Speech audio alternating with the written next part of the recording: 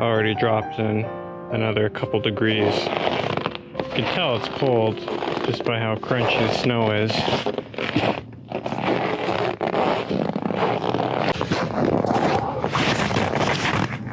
Gentlemen, welcome back. Today it's March 11th.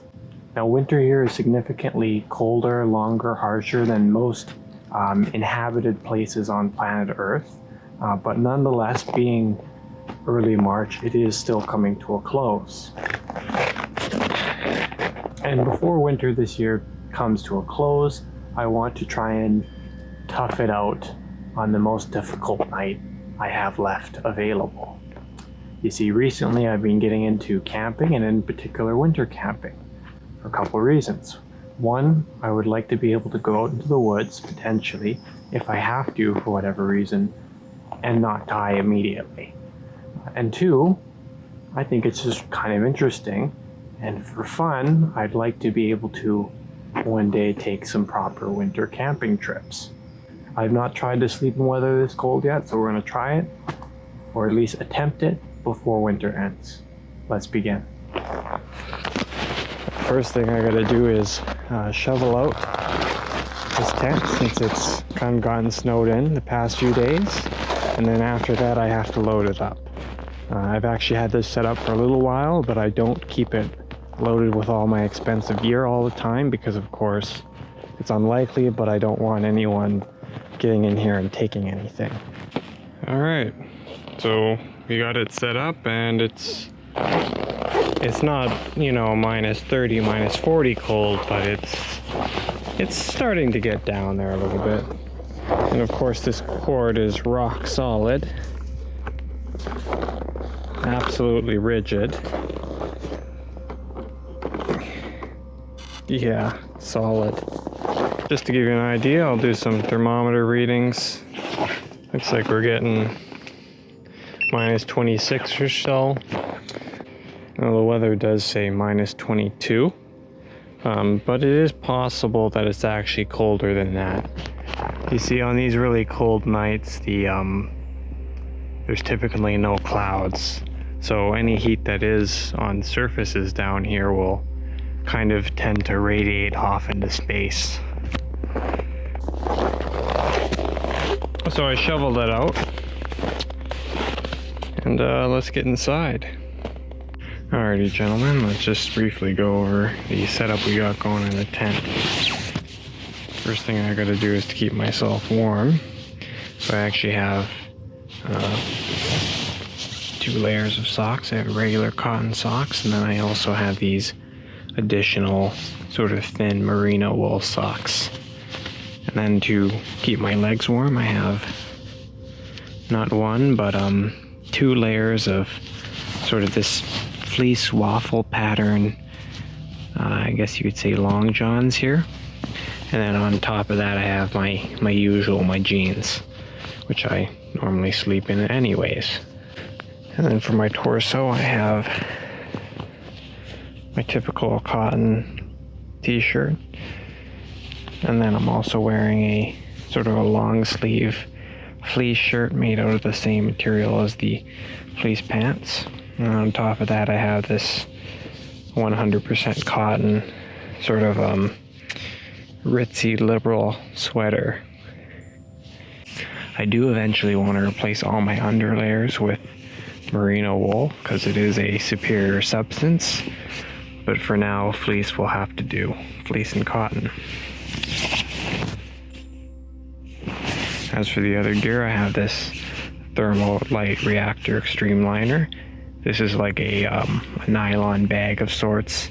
It makes your sleeping bag a lot more comfortable on your skin, and it also supposedly adds up to 15 degrees of warmth.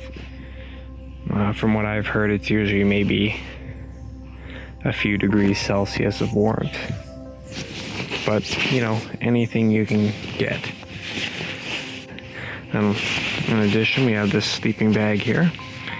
This is a down sleeping bag. I specifically opted for that because I wanted something that would pack down into nothing and weigh hardly anything. And it has a minus 12.5 degree comfort rating. minus 20 degree limit rating. In terms of the mat I'm sleeping on, it is the Sea to Summit Camping SI something mat. Anyways, it's about an R4.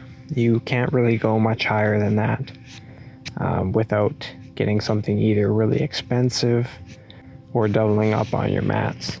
It's fine for sleeping on your back, but it's not the most comfortable for sleeping on your sides. And then for my pillow here, I have the I forget, but anyways, it's a polyester covered pillow with some sort of foam filling in it. Again, packs down into nothing. Also worthy of note, the tent I'm staying in is the North Face Stormbreaker 2. And this tent is good for winter because it has this really tight mesh material which traps in the air and the heat fairly well compared to the more typical mesh, which breathes a lot easier. So you probably wouldn't want to use this in the summer, but for here, pretty much all year round, this tent's probably pretty good. Also, it has the second layer past the mesh. Just turn the light off here. It has this, well, you can't really see it, but it has a second layer past the mesh. And that's really important because when I breathe, you can already see it.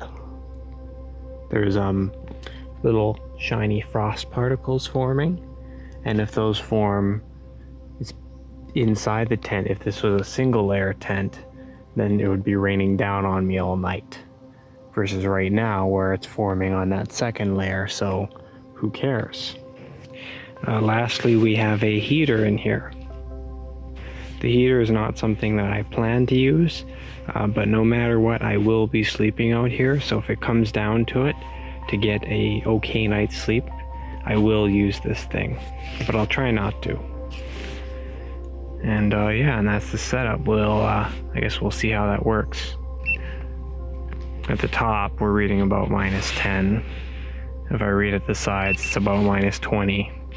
So it seems that just based off of my body heat, it's about 3 to 10 degrees warmer in here. So certainly having a tent helps. But I'm not gonna lie, it's very difficult to sleep outside in this kind of cold without a source of heat. Alright, you guys, so it's been like an hour, and I don't think I'm gonna be able to make this work without using some heat. There's nothing wrong with the system as a whole. As a whole, it's warm enough with all these layers. The problem is there's a couple of cold spots. Well, more than a couple. And 1 or 2 ain't that bad, but when you add them up, it really kind of ruins the system. Like for instance, I got a little bit of chill on my knee. Also, I'm a side sleeper, so if I roll over, that's how I like to do it, but this isn't really set up for that. And it takes a long time for the bag to loft up in the back after you've been laying on it, and then it gets colder. And one of the biggest issues is my face. Like I got set up here where I have it over my mouth. And I pull this down as low as I can without my glasses, but my nose is still kind of exposed. And the sleeping bag does an okay job of putting like a pocket of air kind of around my face. But not quite good enough for minus 20, which is what it is in the tent. Outside is actually minus 25. Now if it was minus 10, I don't think we would have any problems here, but it's not. It's a little colder than that. I mean, this extension cord is literally rock solid. But yeah, in general, you can wear more clothes and that kind of helps, but you're a little bit limited in what you can do. If the bag's rated for minus 10, it's kind of rated for minus 10. Below that, you get air leaking in through your zipper and things, and I'm sure eventually I can figure ways around it, but it's harder. It would be easier if I had a proper minus 25 bag, but then again, that would be like several $100s, so you gotta do what you gotta do. But yeah, get some heat in here. Geez, it's so cold that the fan on the heater won't work properly. Though giving it some time to warm up. Alrighty, gentlemen, we're running 700 watts of heat here. And we've gone from -20 to, depends on where you measure. At the top of the tent it's 7, down here it's like -10. But anyways, on average, probably about a 15 to 20 degree jump. We've gone from like -20 in the tent to somewhere around 0 on average, which is really a complete game changer. If I crank it up to max, we can actually get to pretty much room temperature in here, but I'm not gonna do that. So yeah, we'll try sleeping in freezing temperatures, a little bit below 0. Alrighty, it's morning. It looks like we survived the night. The winds just started to pick up. I'm gonna be honest, that wasn't great. I woke up at around 10 a.m. Which was like 6 or 7 hours into it, and then for the next couple hours I kind of just laid here and semi-slept. The problems, as it turns out, were, well, with the heater everything was good in here, perfectly comfortable temperature-wise, but the sleeping arrangements themselves aren't that comfortable.